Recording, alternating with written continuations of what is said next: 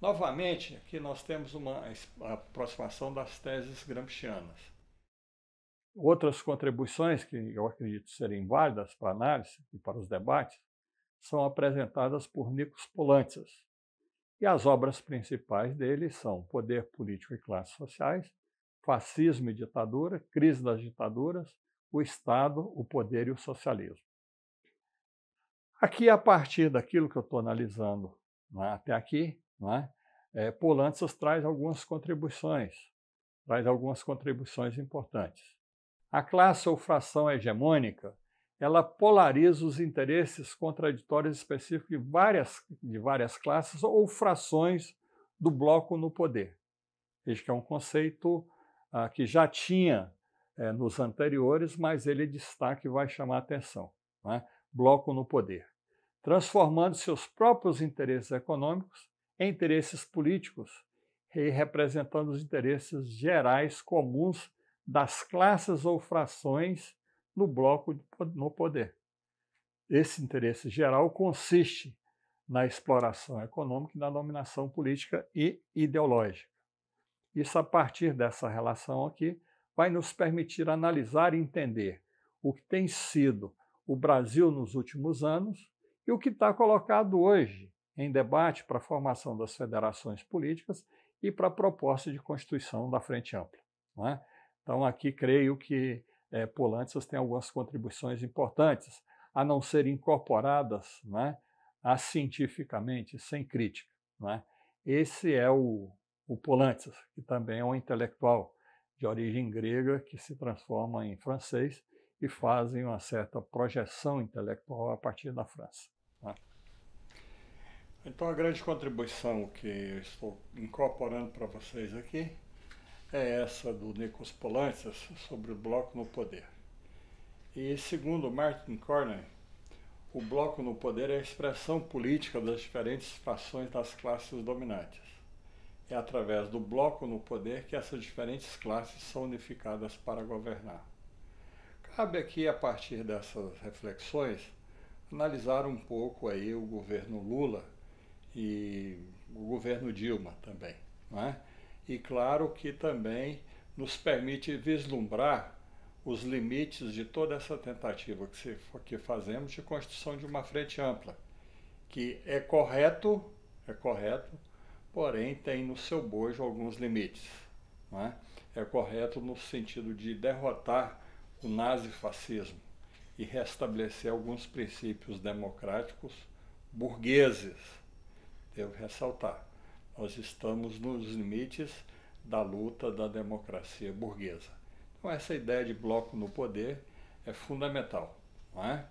A noção de interesse geral do povo, que é uma noção ideológica, ela expressa um fato real, o de que esse Estado dá aos interesses econômicos de certas classes dominadas certas garantias e pode até mesmo ser contrário aos interesses econômicos a curto prazo das classes dominantes, mas compatíveis com seus interesses políticos e sua dominação econômica.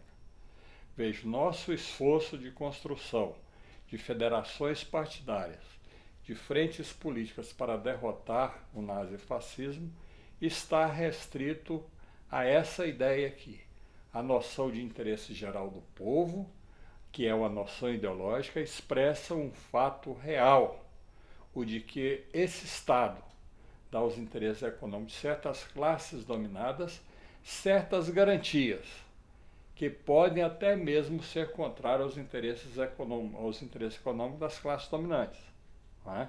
Veja aí a gritaria que tem sobre política de juros, os interesses do agronegócio. Então veja, nós estamos o quê? Lutando para que as classes populares tenham um espaço dentro desse bloco no poder que poderá vir a substituir o nazifascismo a partir das eleições de 2022. Então, a curto prazo, as classes dominantes elas podem mesmo abrir mão de um ou de outro interesses. Porém, no fundamental, ela não abre mão do seu poder político e da busca da dominação hegemônica. E aqui eu queria ressaltar, não vou me aprofundar, né, porque é um debate sobre isso, né, que em obras posteriores, Poulantzas, que é considerado um discípulo de Althusser, ele rompe com o estruturalismo, principalmente após a publicação por Althusser de uma obra chamada Reprodução, né? E o próprio Althusser vai fazer uma autocrítica dessa obra posteriormente, né? Mas estou colocando para vocês, porque vocês podem ouvir um pouco esse zum, né, desse debate, né? A estrutura do Estado, na verdade, retém as classes dominadas dentro de si, mas a retém precisamente como classes dominadas. Pode participar, pode eleger juízes, pode eleger parlamentares, porém nos limites desse Estado burguês. A ação das massas populares no seio do Estado é uma condição necessária às suas transformações, mas não é só. Ela mesma é uma condição insuficiente. Aqui nós destacaremos, nesse sentido, algumas contribuições de Poulantzas que nós consideramos aqui importantes. Inicialmente, sobre o conceito de Estado capitalista. Então, qual a diferença entre Estado burguês dos estados que o antecederam, não é? Aqui é importante nós entendermos esse processo, que é uma discussão colocada pelo Poulantzas, né? O papel fundamental do Estado burguês é garantir a reprodução das relações de produção capitalista, ou seja, reproduzir a dominação e exploração da burguesia sobre o proletariado. Isso se dá através do aparelho de Estado, do direito e da ideologia. Em última instância, em momentos de crises profundas, esses aparelhos ideológicos eles podem ser questionados e abrir espaço para determinados questionamentos, para determinado confronto, não é? Seja nos aparelhos ideológicos, seja ao nível dos aparatos que compõem o Estado, não é? No capitalismo, o produtor direto deve ser juridicamente livre, igual aos proprietários dos meios de produção. Esta é a condição para que sua força de trabalho possa ser livremente vendida no mercado, recebendo em troca o salário, criando assim uma troca aparente de equivalentes de mercadorias e uma certa ilusão mercantil. Aqui, dentro dessa separação aqui, é importante que a primeira forma de organização estatal após as chamadas revoluções burguesas é o Estado burguês, que é um Estado inicialmente excludente. Porém, a partir da luta da classe operária, dos trabalhadores em geral, ele amplia os seus espaços e, em determinadas condições de correlação de forças, ele incorpora reivindicações das classes exploradas. E isso que vai permitir que ocorra a existência do Estado burguês, que vai permitir que ocorra a chamada Revolução Industrial da Inglaterra, ou seja, que a hegemonia afirme definitivamente, que a burguesia afirme definitivamente o seu domínio, não é? E que ela possa livremente explorar e reproduzir esse Estado baseado na exploração e na acumulação de capital. No capitalismo, o produtor direto deve ser juridicamente livre, né? Para ele ser livremente livre, ele tem que conceder esse mesmo status ao antagônico, não é? Para que haja o quê? Uma troca equivalente, entre aspas, de mercadoria, para que se crie uma ilusão mercantil, ou seja, cria a ideia da busca do consenso e da adesão da classe proletária, das classes proletárias a esse projeto do Estado burguês e que ele se desenvolva, vá se desenvolvendo nas forças produtivas e que se transforme definitivamente em Estado capitalista. Não existe Estado sem direito, nem direito sem Estado. O direito é um conjunto de regras que disciplinam as relações sociais, incluindo aqui as relações de produção, estabelecendo penas para o descumprimento dessas regras funcionais para a reprodução de uma determinada sociedade, não é? Esse papel importante joga, por exemplo, os direitos sociais, os direitos trabalhistas e a justiça do trabalho, não é? Portanto, ele sintetiza em si determinados interesses. Como a realidade é contraditória, essa contradição vai se manifestar também ao nível dos aparelhos de Estado, ou seja, vai permitir que nessa busca da hegemonia tenha também o seu inverso, o seu contraposto, que é os interesses proletários, que são os interesses das classes populares. Né? Atualmente o direito burguês formalmente trata os desiguais de maneira igualitária, o que não era feito pelo direito pré-capitalista, que tratava desigualmente os desiguais. E claro que o objetivo do direito é institucionalizar os privilégios de classes sociais, de estamentos ou castas, dependendo da sociedade que nós estejamos analisando. Dizer que o Estado é a expressão da dominação de classes é uma afirmação genérica, pois continuaria faltando uma análise específica do Estado nos modos de produção e formações sociais concretas, em situações históricas reais, específicas, concretas. Então, diferentes tipos de Estado correspondem a diferentes relações de produção. Certo tipo de Estado organiza a dominação de classe de uma maneira específica, a partir da correlação de forças entre as classes em luta. No Estado capitalista, inclusive, a organização da dominação da burguesia se dá de uma maneira particular, porque ela ocorre através de uma determinada articulação entre o direito, a ideologia, os aparelhos de Estado, ou seja, a burocracia e o parlamento. Nesse sentido, os meios de comunicação, que é por excelência onde se dá uma luta ideológica e os meios de comunicação a serviço da burguesia, ela busca a adesão e o consenso. As redes sociais hoje permitem que se trave uma luta mais intensa a esse nível da luta ideológica. E claro que, conforme nós vimos recentemente, as fake news podem jogar inclusive papel decisivo, conforme jogou no Brexit, na Inglaterra, nas eleições do Trump e nas eleições do Bolsonaro, e tem jogado papel também nas eleições que ocorrem em outros países, por exemplo, na Polônia, e etc, etc. Os aparelhos de Estado capitalista, ao contrário dos anteriores, podem incorporar no seu interior elementos provenientes das classes dominadas. Os partidos das classes exploradas têm lá seus representantes, das classes populares têm lá seus representantes no parlamento brasileiro, porém são minoritários. Não existem obstáculos jurídicos formais para que os filhos dos assalariados não possam exercer funções públicas. Depende do mérito da capacidade individual, para disputar em mesmas condições, em condições semelhantes, os mesmos espaços políticos com os filhos dos burgueses, com os filhos da classe dominante. O acesso é garantido por concurso público, por critérios universais, entre aspas, meritocráticos, ou seja, de competências individuais. Isso dá ao Estado uma aparência de neutralidade, um instrumento acima das classes.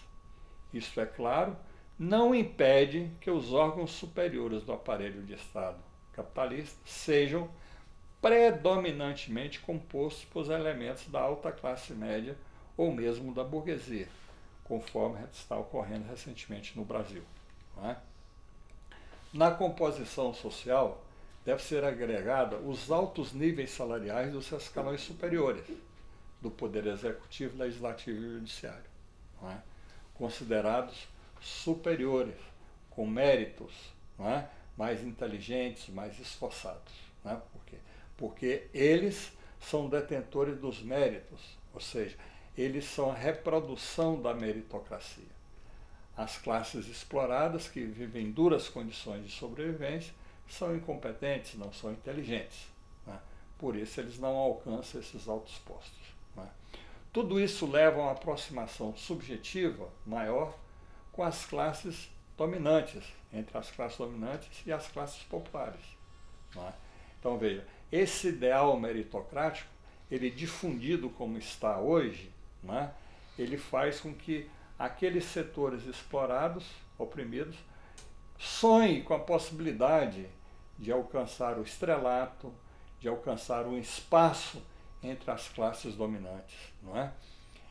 E outra característica que nós podemos ressaltar é que eles podem vencer a partir dos seus esforços próprios individuais. E aí já falei com vocês vários exemplos e há uma série de outros exemplos, não é? Outra característica é que o Estado capitalista não se organiza através do patrimonialismo que são típicos do Estado pré-burguês. Nestes estados anteriores do Estado burguês, o Estado se confunde com a propriedade do príncipe, do governante. Não existe uma distinção entre o público e o privado. No capitalismo, o Estado não é formalmente propriedade do príncipe ou do burguês. Ele fala em nome do conjunto da sociedade. Não é? E aqui outro conceito importante, não é? Que eu creio que Poulantzas traz, que é bloco no poder e hegemonia política. Esses conceitos nos possibilitam melhor entender situações conjunturais específicas.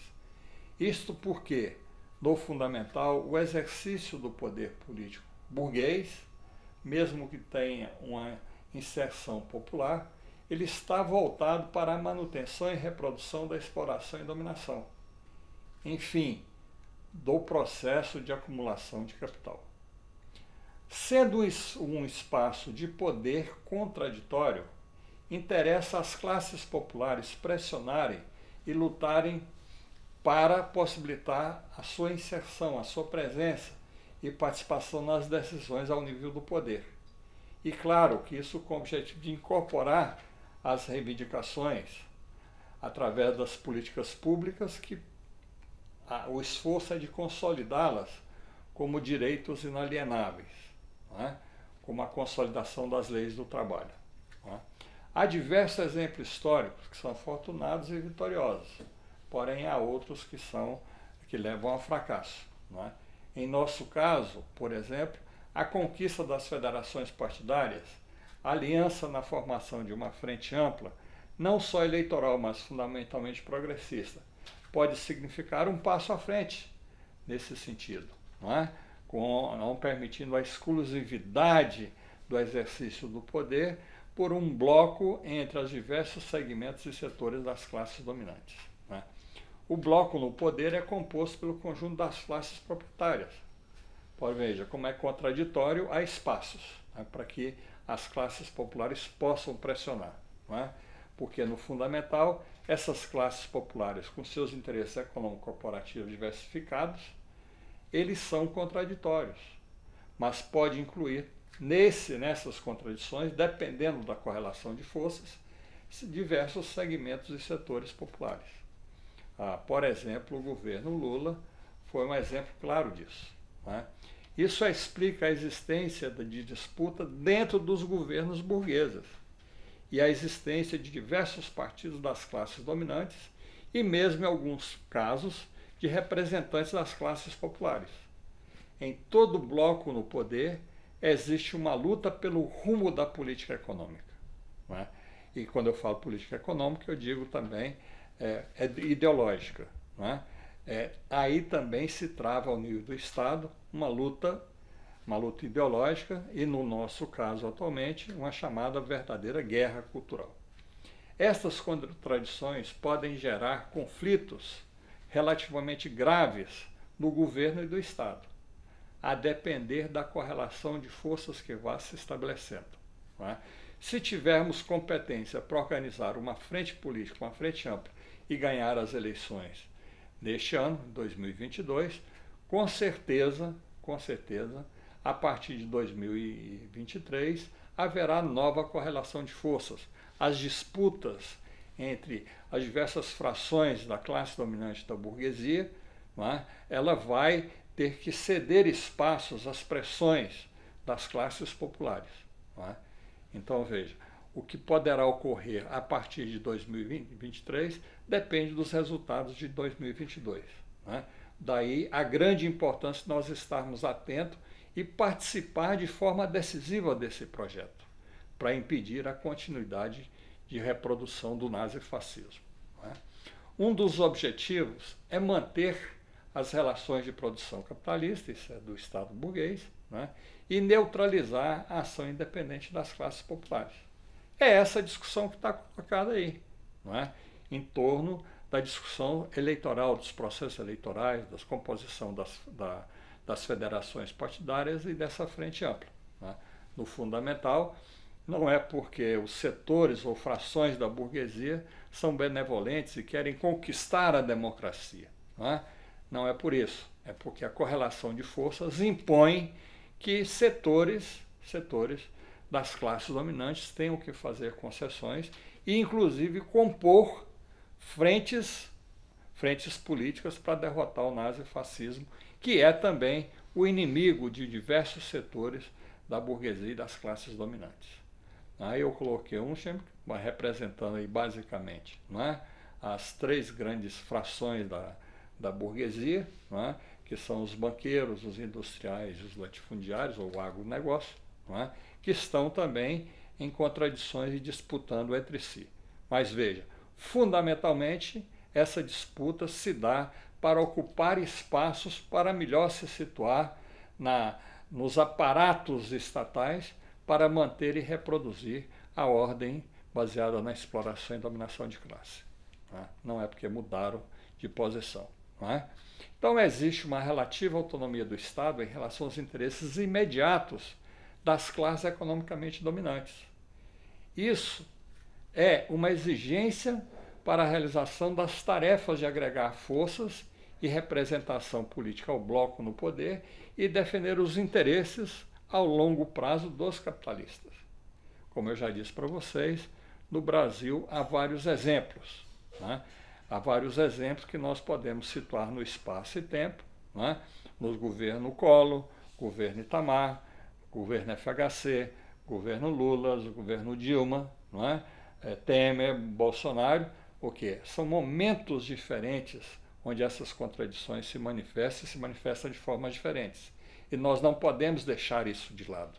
Nós temos que analisar a realidade concreta a partir dos elementos teóricos que são fornecidos pela experiência histórica acumulada pelo proletariado no processo da luta de classes.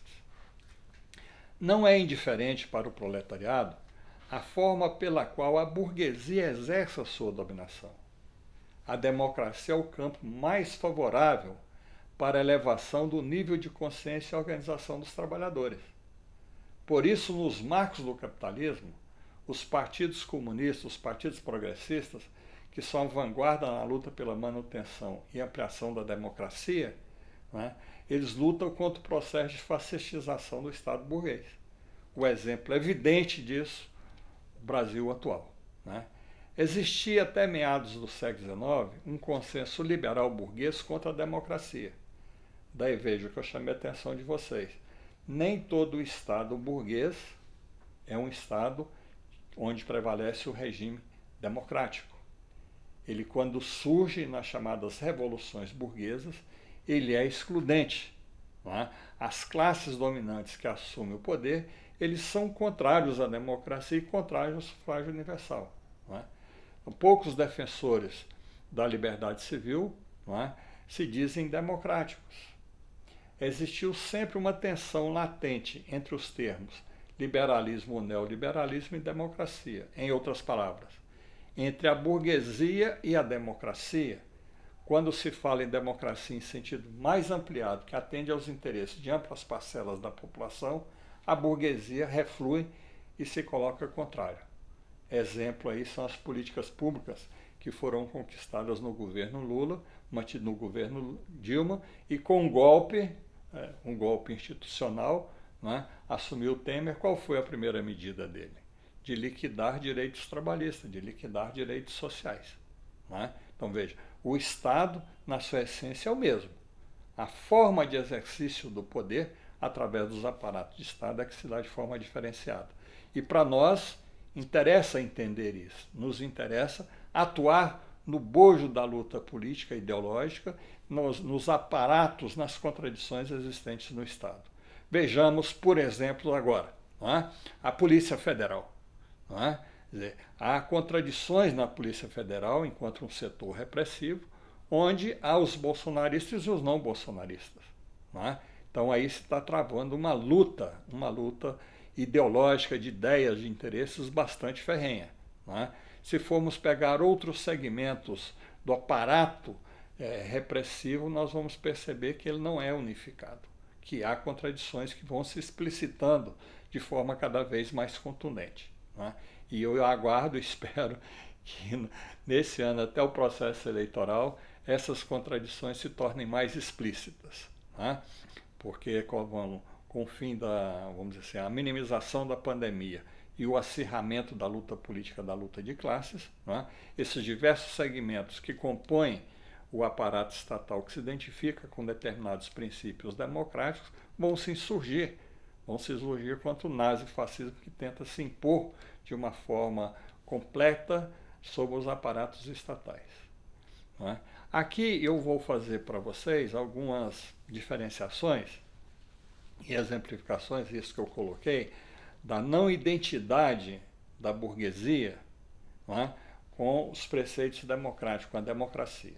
Mas devido ao tempo, eu vou passar aqui e deixo para vocês lerem nos slides que vai estar acompanhando os vídeos, né, que vocês leiam que nós podemos aprofundar no debate posteriormente. Por uma questão de ganhar tempo, eu peço desculpa e a liberdade de fazer isso. Por exemplo, que vocês vão ver a Revolução Burguesa na Inglaterra, que é aquilo que ela diz que vem. Não, a democracia. A Revolução Burguesa na Inglaterra, ela não é democrática. Não é democrática. Não é? Daí a grande luta da classe operária inglesa, não é, para conquistar o direito ao voto. Não é? Então isso aqui fica em aberto para que a gente possa debater futuramente, não é? E aprofundar na medida da necessidade que vocês tiverem e sentirem que seja. Não é? Então eu faço aqui um apanhado histórico do que foi a luta pela democracia, por ampliar os espaços de participação do proletariado e conquistar algumas reivindicações de políticas públicas e direitos sociais. Então isso não cai do céu, isso não é dádiva burguesa, isso é resultado da luta da classe operária, dos proletariados, em mais de um século de luta. Né? Então deixar isso para a gente fazer esse aprofundamento no debate. Né? E aí, claro que tem o direito de voto, essa coisa. Aqui eu coloquei essas imagens, né, porque para mim é uma curiosidade, eu gostaria de transferir para vocês, que na Revolução Francesa, a grande Revolução Burguesa na França, né, a mulher passa a representar um papel de destaque, né, nos panfletos, nos desenhos, etc., etc., etc., como sendo a expressão da República.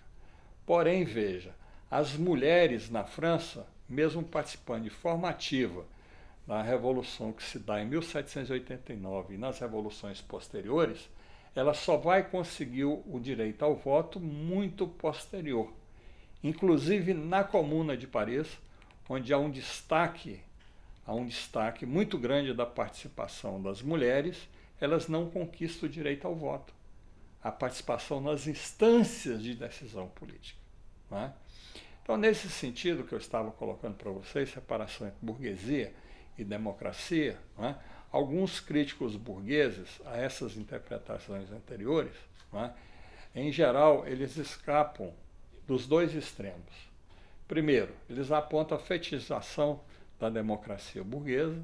Segundo, a vinculação direta, sem mediação, entre democracia e liberalismo, ou neoliberalismo, e burguesia. Né?